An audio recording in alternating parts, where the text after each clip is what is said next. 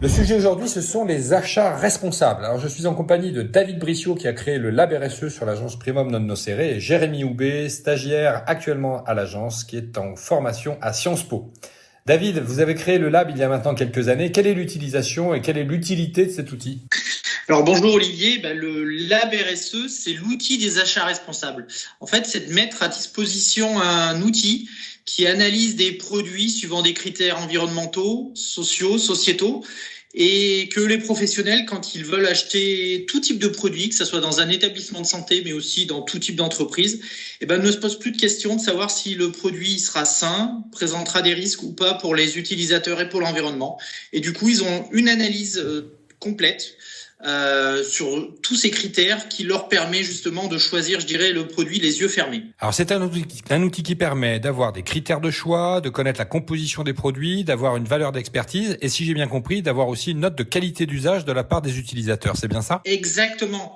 Alors toutes ces informations sont données en totale transparence à tous les utilisateurs. Du coup, les usagers, quand ils choisissent d'acheter un produit, qu'ils le testent, ils peuvent venir après sur le lab. Bien sûr, ils ont vu toutes nos analyses en amont. Et là, ils l'ont utilisé. Ils savent si le produit il est pratique à utiliser, s'il répond à leurs exigences. Et du coup, ils peuvent mettre une note.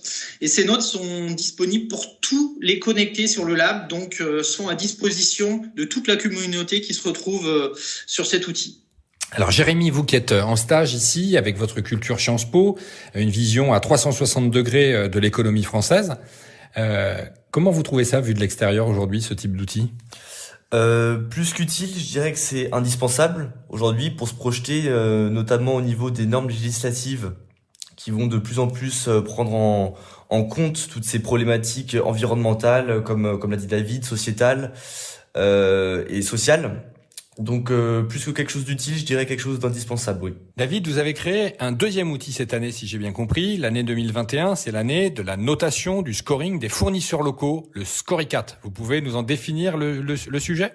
Oui, tout à fait. En fait, le Scoricat, je dirais, est la déclinaison aussi de ce qu'on fait avec le Lab RSE sur l'évaluation des fournisseurs. Et là, on a décidé de leur faire un scoring sur tous les piliers de la RSE, le pilier économique, social, environnemental et sociétal, pour les évaluer justement sur toutes ces thématiques. Et pour qu'un client puisse évaluer ses fournisseurs, mais que ses fournisseurs puissent évaluer eux-mêmes leurs fournisseurs. Et en cascade, ça nous permet d'avoir justement une évaluation globale de toute la chaîne d'approvisionnement en fait. Alors Jérémy, justement, vous vous êtes consacré à aller interroger nos propres fournisseurs, c'est-à-dire qu'on est allé du boucher charcutier en passant par la petite épicerie locale, mais aussi l'assureur, l'expert comptable, le commissaire aux comptes. Quel est votre retour de cette expérience ? Est-ce que vous avez des anecdotes un peu croustillantes ? De poser le questionnaire entre quelques saucisses dans une boucherie pourrait être une anecdote qu'on pourrait mettre en avant.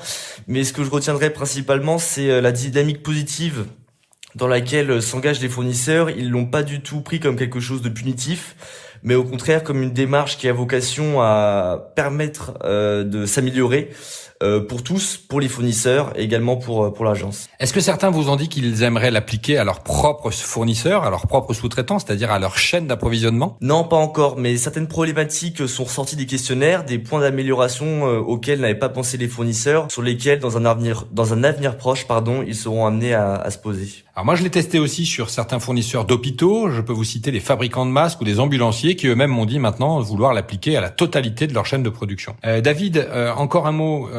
L'avenir de cet outil demain, c'est quoi pour vous dans votre esprit ? Comment ça peut se décliner ? Auprès de quel type de structure ? Est-ce que ça s'adresse exclusivement au monde de la santé ou est-ce que ça peut s'adresser à toute structure qui achète des produits et qui veut des critères éco-responsables ? Pour moi, ça doit s'appliquer à tout type de structure.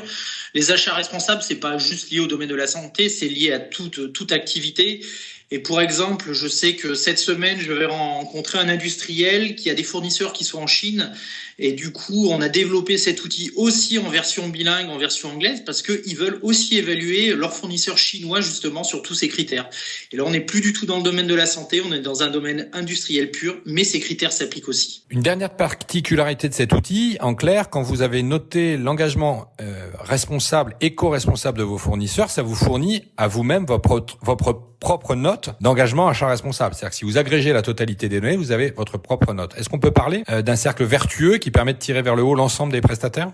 Exactement, parce que tous les prestataires verront justement cette notation, verront quels sont leurs points d'amélioration et pourront définir directement un plan d'action justement pour progresser suivant les thématiques sur lesquelles ils auraient des scores un petit peu plus faibles. Merci Jérémy. Un mot de conclusion. Qu'est-ce que vous retiendrez de ce stage avec nous ? Nous, on a été ravis de votre collaboration. Vous, en une phrase, qu'est-ce que vous retenez de ces sujets ? L'engagement qui est plus grand qu'on le pense, même auprès de plusieurs fournisseurs, justement en allant administrer ce questionnaire auprès de fournisseurs divers. Je me suis rendu compte que c'était des problématiques qui étaient au centre des réflexions menées par plusieurs entreprises, donc un aspect positif par rapport à ça. Merci à vous deux. Et en conclusion, je vais citer Coluche, vous le savez, qui a dit il y a 40 ans, quand on pense qu'il suffirait qu'on n'achète pas pour que ça ne se vende plus, eh bien on peut considérer que le Scorecard sera l'outil Sentinelle. C'est bien ça, le Suricat, David Brissot, le Sentinelle ?